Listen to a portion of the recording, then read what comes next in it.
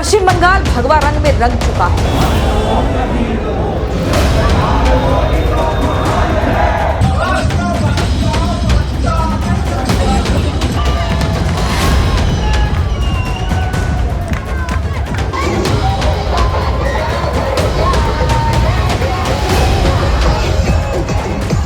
तख्त वही था, ताज भी वही, कहानी बदल गई।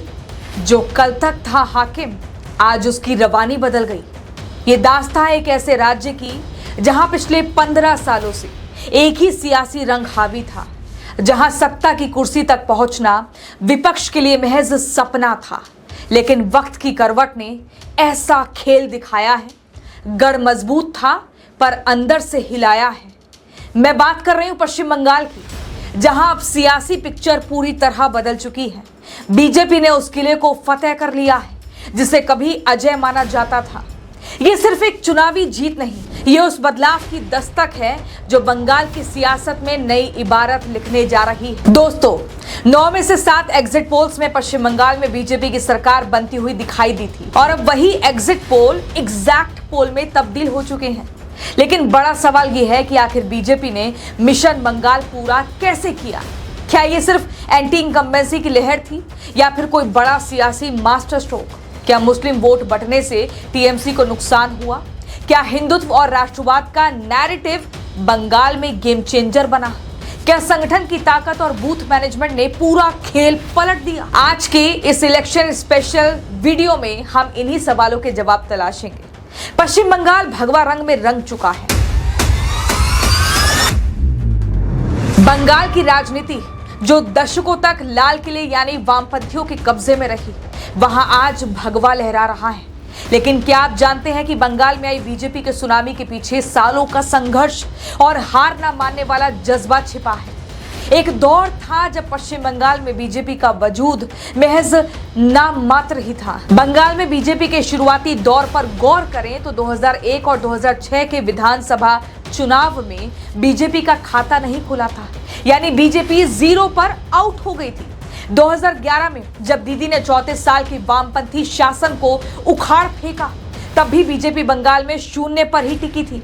मगर बीजेपी ने हार नहीं मानी। जब सब कह रहे थे कि बंगाल में बीजेपी के लिए कोई जगह नहीं है, तब पार्टी के कार्यकर्ता जमीन पर चुपचाप पसीना बहा रहे थे। बंगाल में बीजेपी का असली उत्थान 2014 के लोकसभा चुनावों से शुरू हुआ। मोदी लहर के बीच बंगाल की धरती पर पहली बार कमल खिलता हुआ मजबूती से दिखा।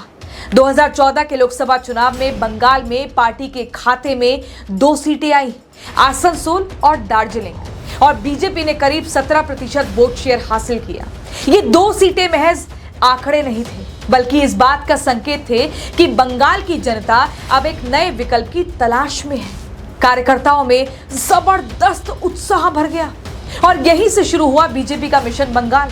फिर आया 2019 का लोकसभा चुनाव। इस चुनाव ने भारतीय राजनीति के पंडितों को दांतों तले उंगली दबाने पर मजबूर कर दिया। बीजेपी ने वो कर दिखाया जो नामुमकिन माना जा रहा था।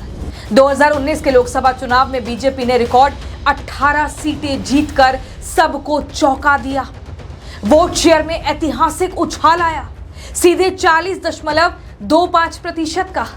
ये किसी जादू से कम नहीं था। बंगाल की गलियों में जय श्री राम के नारों के साथ बीजेपी ने ममता बनर्जी के अभेद्य किले में सेंध लगानी यहीं से शुरू तो कर दी थी। लेकिन बीजेपी के लिए सबसे बड़ा टर्निंग पॉइंट 2021 का विधानसभा चुनाव था। 2016 में जहां पार्टी के पास महज 3 सीटें थी, वहां से छलांग लगाकर बीजेपी 77 सीटों पर पहुंच गई, यानी ग्राफ बढ़ गया। हालांकि 2021 में बीजेपी सत्ता की कुर्सी से अभी दूर थी, लेकिन एक बड़ा काम हो चुका था। वामपंथ और कांग्रेस को पछाड़कर बीजेपी बंगाल की मुख्य विपक्षी ताकत बन चुकी थी। और अब बात करते हैं 2024 के लोकसभा चुनाव की। इस चुनाव ने साबित कर दिया कि बीजेपी की पकड़ बंगाल में परमानेंट हो चुकी है। 2024 के लोकसभा चुनाव में बीजेपी ने 12 सीटें जीती और लगभग 39% वोट शेयर बरकरार रखा। लेकिन बीजेपी ने असली खेला शुरू किया इस बार, यानी 2026 के बंगाल विधानसभा चुनाव में। 0 से शुरू हुआ ये बीजेपी का सफर आज बंगाल की राजनीति का केंद्र बन चुका है। जिस पार्टी को कभी बंगाल की संस्कृति में बाहरी बताया गया, आज उसी पार्टी ने बंगाल में दीदी के किले को ध्वस्त कर दिया। यानी दोस्तों, ये सिर्फ सियासत नहीं, ये दौर के बदलने की निशानी है। जिसे ठुकराया था कभी, आज उसी की कहानी है।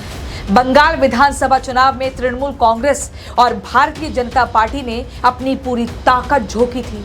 15 साल की एंटी इनकम्बेंसी ने जनता को ममता के खिलाफ कठोर बना दिया।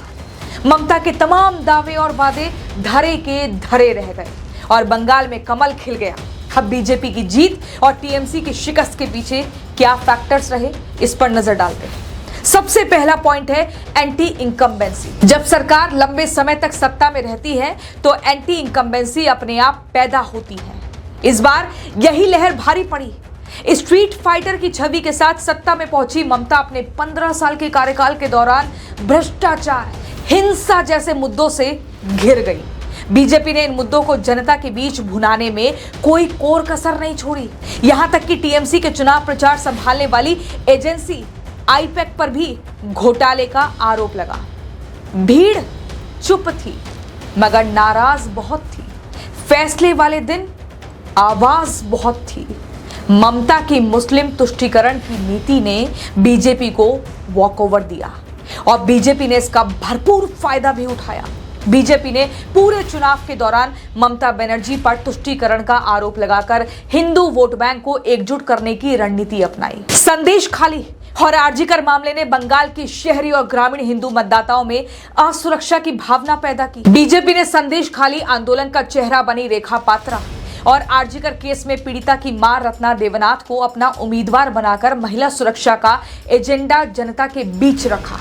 प्रधानमंत्री नरेंद्र मोदी ने चुनावी रैली में वादा किया कि बीजेपी सरकार आने पर महिलाओं को रात 2 बजे भी घर से निकलने में डर नहीं लगेगा।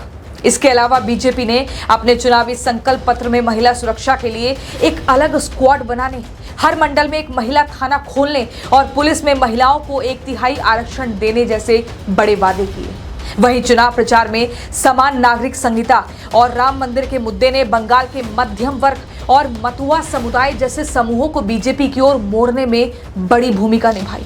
ममता बनर्जी का सबसे मजबूत किला रहा मुस्लिम वोट इस बार पूरी तरह से उनके साथ नहीं रहा। मैं आपको बता दूं कि पश्चिम बंगाल में 70% हिंदू वोटर और 30% मुस्लिम वोटर माने जाते हैं। अब तक का ट्रेंड था कि मुस्लिम वोटों का बड़ा हिस्सा और हिंदू वोटों का एक वर्ग मिलकर तृणमूल कांग्रेस की सत्ता बना रहे थे, लेकिन इस बार समीकरण बदल गए।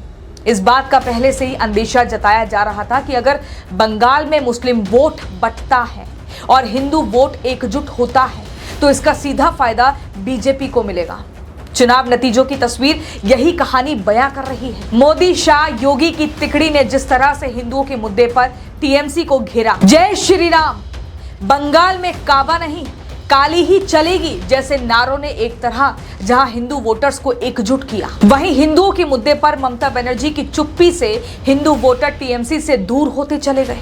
इसी मुद्दे ने बंगाल में भगवा लहर की स्क्रिप्ट लिख दी। टीएमसी के पूर्व नेता हुमायूं कबीर और एआईएमआईएम के गठबंधन ने मालदा, मुर्शिदाबाद और उत्तर दिनाजपुर जैसे मुस्लिम बहुल इलाकों में टीएमसी के वोट काटे। टीएमसी को ये बात अब समझ आ गई होगी कि वोट अगर बट जाए तो ताकत भी बट जाती है। सियासत में छोटी दरार बड़ी बन जाती है। ममता बनर्जी ने चुनाव प्रचार में आरोप लगाया कि अगर बीजेपी सत्ता में आई तो माछे भाते बंगाली यानी मछली और चावल खाने वाले बंगाली की पहचान खत्म कर देगी और शाकाहारी संस्कृति थोप देगी। बीजेपी ने इस हमले को बंगाल की शाक्त परंपरा से जोड़कर काउंटर किया, जहां मछली को महाप्रसाद का दर्जा दिया जाता है। अनुराग ठाकुर जैसे बीजेपी के बड़े नेताओं ने पब्लिकली मछली चावल खाकर ये संदेश दिया कि बीजेपी का हिंदुत्व बंगाल की थाली और संस्कृति के लिए बिल्कुल ठीक है और ये हर बंगाली का हक है,